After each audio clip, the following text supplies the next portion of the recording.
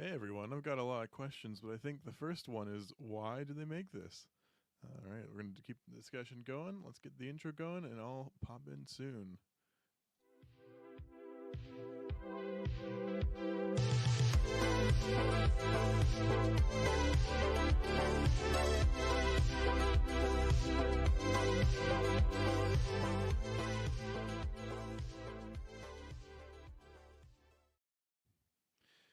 All right. Well, I know I'm a little bit late to the party on this one.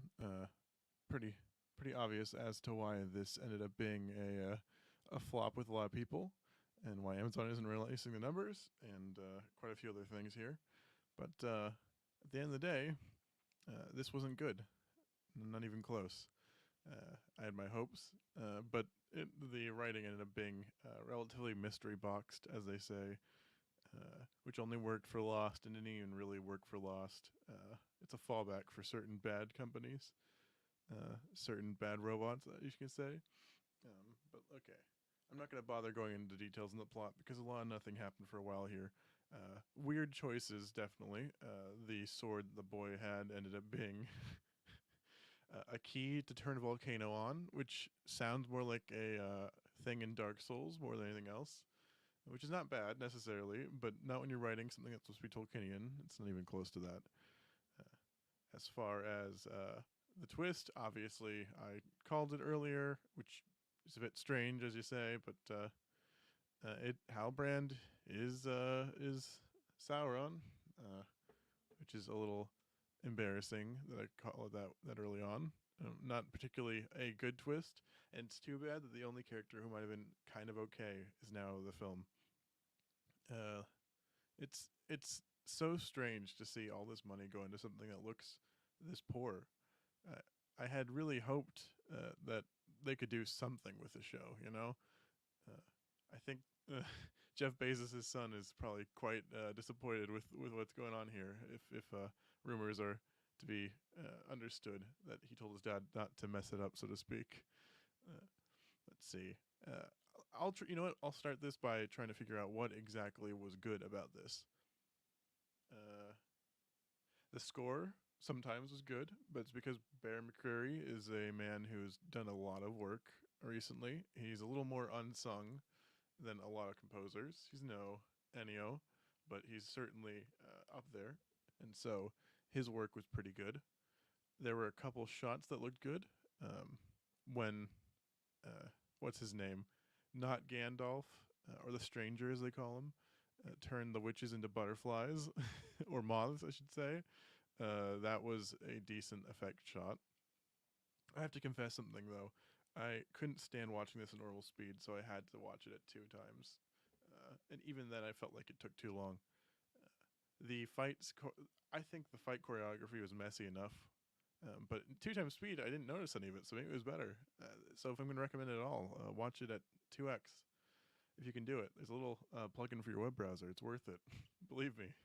But really, my recommendation is to not watch it at all. It's a huge waste of time. Nothing leads to anything worthwhile, and you're going to have to wait 2 whole years before production begins. And that's if Amazon doesn't scrap it, which there are rumors that they might. Uh, it's a little strange to think about that all this money and all this time and all this marketing led to nothing. But that tends to be the way of things these days.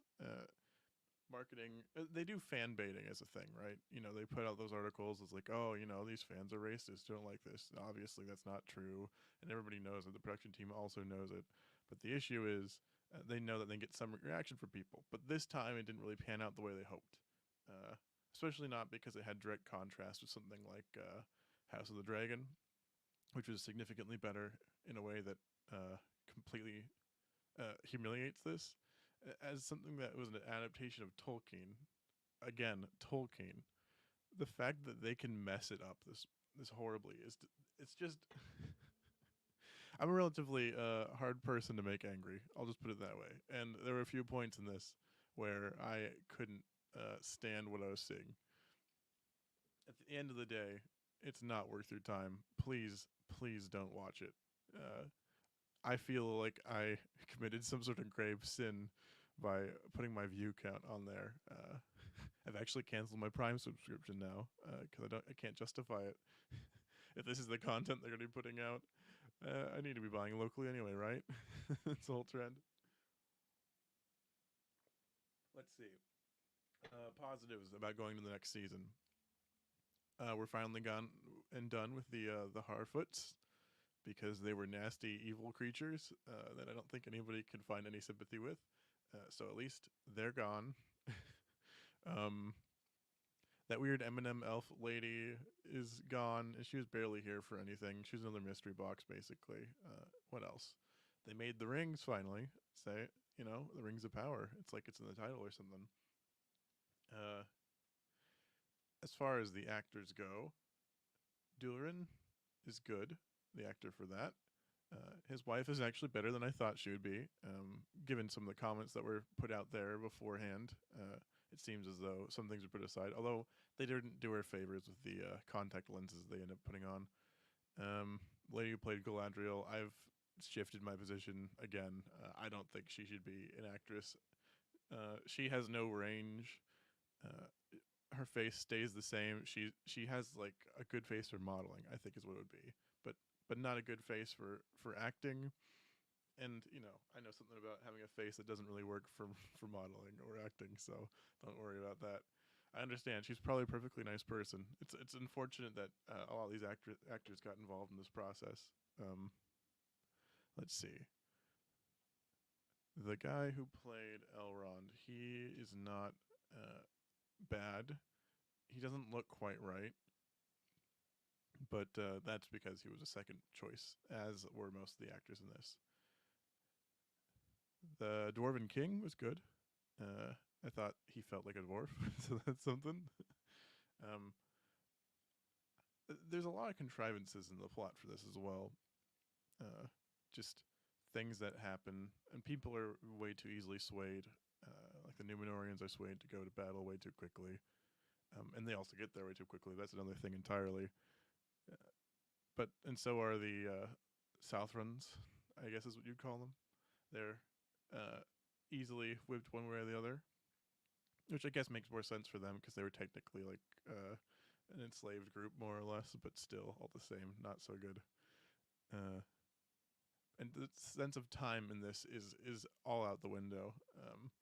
You could tell me that it was done non-sequentially, and I would probably believe you because nothing feels all that connected. They get from Numenor all the way to the Southlands within the span of what seems like a day. It's a little strange there.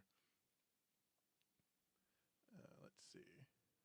As far as everything else goes, there were a few decent shots, but generally everything felt cheap, which is horrible considering how much money they wasted. Again, it wouldn't be a problem if we weren't well aware of how much hype and everything had built into this, and how the advertising had gone, and how it was pushed as his next great thing.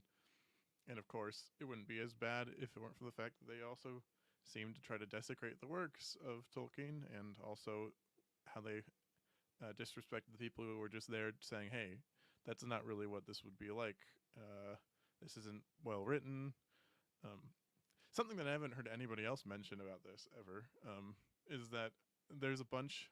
You know how Amazon Prime Video has that X-ray feature where you can see the actors and get some trivia on the scene? Well, generally speaking, when the trivia is I guess generalized or non-specific, it's always something like, well, Tolkien never specifically said this couldn't happen, and that's like the whole way through the show. There's little bits and pieces that are like hand waving away. Oh, the Astari could maybe have been here. Like some of the stories weren't told, right? Or the Harfoots are weird, aren't they? It's like that. It's a it's a muddled mess. This is all kind of relatively fresh thoughts because I finished this up recently. I wish it was better. I didn't go into this wanting to hate it, but I think they went into this wanting us to hate it as fans, and that's not okay. I think that's an attitude that needs to change. There's like a weird elitism with creative types, which is something I don't know. I don't know where it comes from. It may just be a cultural thing because a lot of them live in the valley in California, and they just don't. It's just a different way of life than most people have. I'll give them the benefit of the doubt there. Maybe that's what it is. It's just a cultural difference, but doesn't read very well for most people in interviews. There was one where one of the showrunners was calling people patently evil, which is ridiculous for not liking his show, of course. And um, maybe you should be asking why they didn't like his show. But I think that's a level of self awareness that isn't quite there. And at least with somebody like say Ryan Johnson, which everybody has a problem with, or loves, I guess, depending on what side you fall on. At least you can tell that he did a lot of what he did on purpose. But these people are, I can't assume that at all. Everything feels like an accident in the show. It falls into place in a relatively mundane way. Uh, it's like, oh, we solved this problem. The orcs were digging tunnels so the water could channel, so it could uh, unlock a volcano, so we turned the land into Mordor. Um, it there's not a whole lot to say, which is why I'm not going to go on for too much longer. I don't think it's just a disappointment, and I really, honestly, I can't see it coming back. At least not in the form it currently is. If, I wouldn't, as as far as a business thing goes, it wouldn't make any sense. Um, the audience dropped off after the first episode from the analytics I saw significantly, and not even the finale brought enough people back like a show would certainly do usually.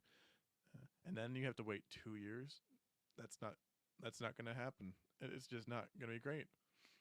Um, I think uh, if I were to come up with something that could maybe help, I would just say maybe they should fire the people involved because it sounds like behind the scenes nobody actually likes each other all that much, so it wouldn't be that big of a loss for them. Say, hey, look, we messed up. Because I know Amazon has like infinite money, but still, it's got to hurt a little bit, right? And just say, look, we're gonna get people who actually know what they're talking about. We're not gonna pay people to lie about it. It's like insinuate things and like pour over old texts in a way that that kind of desecrates them. We're just gonna go here. This is Lord of the Rings. This is what it's supposed to be, or this is at least tonally closer to the values of the man, and then go from there. And you could probably get fans back. And that leads into a larger discussion, I think, of just why they wouldn't do that. Which I do think is that cultural contempt that comes through sometimes. But I can't say a lot. I'm a coastal elite myself, right? So. But I know that's about all there is to it. I think it's a very very short stream, but I think I just as closing thoughts, this commits the cardinal sin of all media, which is to be boring and long. So if you can avoid it, there's plenty of other stuff to watch. I never watched Game of Thrones, but I like House of the Dragon. It's very good. There's a concise, completed character arc within it that is much better than anything in this. And so, if you want decent character work and special effects that look better and some good fight scenes, um, more so than what's in here, I would go and see that instead. Uh, but other than that, thank you for stopping in. I know it's a little weird.